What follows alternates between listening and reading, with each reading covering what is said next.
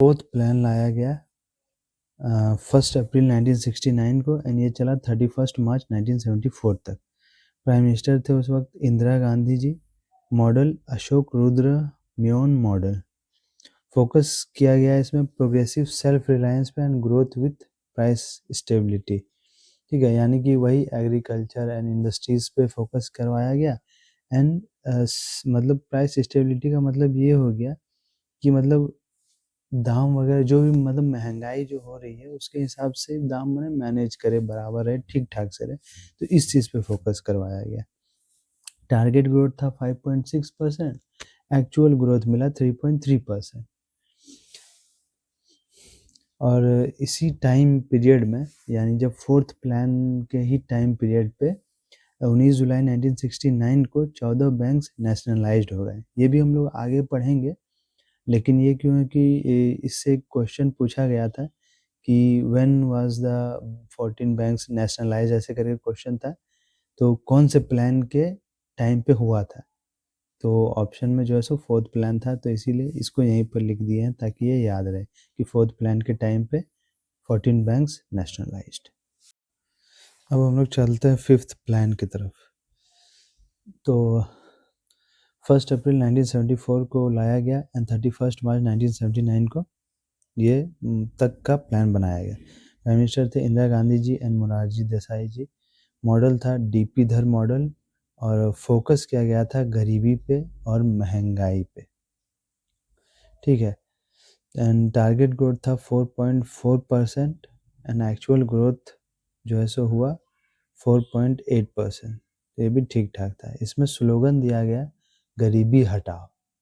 ठीक है, and it was जो है सो ये कंप्लीट हुआ 1978 में। और आप लोग सोचे होंगे कि 1978 में जैसे कैसे कंप्लीट हो गया जब इसको बनाया गया 1979 तक के लिए। तो असल में इसमें एक रीज़न है। तो वो रीज़न ये है कि इस प्लान को हटा करके, क्योंकि गवर्नमेंट चेंज हुई थी, तो इस प्लान को हटा करके उन्होंने एक दूसरा प्लान ले आया जिसको कि रोलिंग गवर्नमेंट प्लान बोलते हैं, है ना। वो नेक्स्ट पेज में है, नेक्स्ट पेज में चलता है। तो ये जो रोलिंग प्लान है ये जो है सो 1978 से 1980 तक चला था, क्योंकि ये मोरारजी देसाई या जनता पार्टी गवर्नमेंट की जैसे उस वक्त सरकार थी, इसीलिए। फिर आते हैं हम लोग सिक्स्थ प्लान पे, जो कि 1 अप्रैल 1980 से 31 मार्च 1985 तक चली थी। प्राइम मिनिस्टर थे इंदिरा गांधी जी एंड राजीव गांधी जी। मॉडल, इसमें कोई भी मॉडल नहीं था, तो मॉडल आपको याद नहीं रखना है। फोकस किया गया था मॉडर्नाइजेशन पे एंड टेक्नोलॉजी डेवलपमेंट पे, यानी कि उस वक्त टेक्नोलॉजी का बहुत ज़्यादा क्रेज़ चल रहा था। टेक्नोलॉजी चाहते थे कि हमारे देश में भी आए, तो इस चीज़ पे मेनली इसमें फोकस किया गया था। टारगेट ग्रोथ था 5.2% का एंड एक्चुअल ग्रोथ मिला 5.7% का, तो मतलब ठीक ठाक मिला। एंड 12 जुलाई 1982 को नाबार्ड का फॉर्मेशन हुआ, यानी कि सिक्स्थ प्लान के दौरान नाबार्ड का फॉर्मेशन हुआ था। फिर सेवन्थ प्लान जो है सो वो 1 अप्रैल 1985 से लेकर के 31 मार्च 1990 तक चली थी। पीएम थे राजीव गांधी जी एंड वीपी सिंह जी। मॉडल इसमें कोई भी नहीं था, पिछले मॉडल की तरह ही। फोकस किया गया था फूड प्रोडक्टिविटी पे एंड रीजनल इनइक्वालिटी पे। फूड प्रोडक्टिविटी कहने का मतलब ये है कि मतलब जो भी एग्रीकल्चर हो रहा था या जो भी फूड प्रोड्यूस हो रहे थे उसको मतलब ज़्यादा से ज़्यादा प्रोड्यूस करना, यानी उस वक्त खाद वगैरह और ये सब चीज़ भी डाला जा रहा था ताकि कीड़े वगैरह फसल को नहीं खा जाए एंड फसल को वेस्ट नहीं कर दे। तो इस वजह से ये सब चीज़ें भी मतलब फूड प्रोडक्टिविटी जनरली बढ़ा रहे थे हम लोग। ठीक है, और दूसरा है रीजनल इनइक्वालिटी। रीजनल इनइक्वालिटी का मतलब है कि जो भी लोग थे मतलब कहीं से भी किधर कहीं के भी लोग हो, उनको जो भी रिसोर्सेज है गवर्नमेंट का वो प्रॉपर तरीके से उनके पास पहुंच सके, चाहे वो खाना रहे, चाहे वो आपका जो है सो किसी भी तरीके का रिसोर्स रहे जो भी उस वक्त अवेलेबल था, तो वो बराबर तरीके से सारे लोगों तक पहुंच सके। वही है रीजनल इनइक्वालिटी, यानी रीजन के हिसाब से जो है सो इनइक्वालिटी ना हो जाए। ठीक है, एंड टारगेट ग्रोथ था 5%, एक्चुअल ग्रोथ हुआ 6% का। एंड इसी टाइम पे 12 अप्रैल 1988 में सेबी का फॉर्मेशन हुआ। इससे पहले वाला प्लान में हम लोग देखे थे नाबार्ड का फॉर्मेशन हुआ था, है ना। एंड 8 प्लान पे 8 प्लान आया था अप्रैल 1 अप्रैल 1992 एंड ये चला था 31 मार्च 1997 तक। पीएम थे नरसिम्हा राव, अटल बिहारी एंड एचडी देवेगौड़ा। ठीक है, ये वो मूवी वाला हीरो मत समझ दीजिएगा, विजय देवराकोंडा, ये वो नहीं है। तो मॉडल दिया गया था जॉन मिलर मॉडल। फोकस किया गया था ह्यूमन रिसोर्सेज पे, यानी ह्यूमन के जो भी रिसोर्सेज है, यानी कि वो रोटी कपड़ा मकान टाइप में। तो टारगेट ग्रोथ था 5.6% का और एक्चुअल ग्रोथ मिला 6.8% का, जो कि अच्छा ग्रोथ है। देन इसमें प्रमोट किया गया प्राइवेटाइजेशन को एंड मतलब कि इसी के दौरान जो है सो जो एक था कि सिर्फ गवर्नमेंट ही मतलब रूल करेगी या गवर्नमेंट का ही सिर्फ चलेगा, तो वो वाला नहीं किया गया। एंड जो है सो प्राइवेट कंपनीज को भी आने दिया गया, प्राइवेट कंपनीज को भी काम करने दिया गया।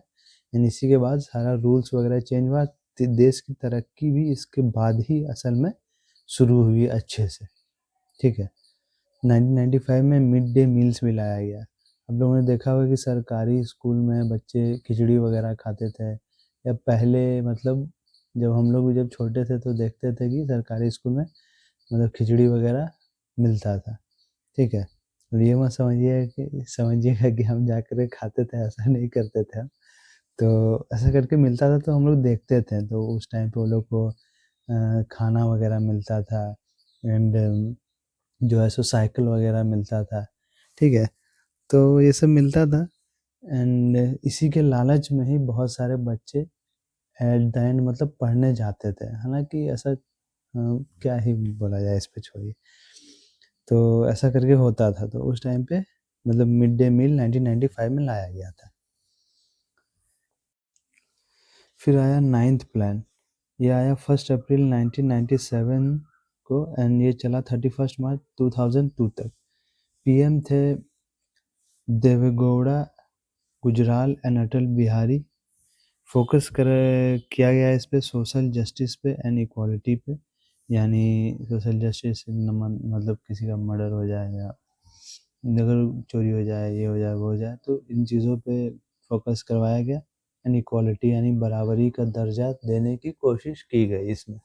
ठीक है, इस प्लान के अंडर, यानी धर्म जात में थोड़ा बराबरी रहे, है ना, ऊंचा नीचा जात कोई ना समझे, इसमें बराबरी की जाए, तो इन चीज़ों पे फोकस करवाया गया।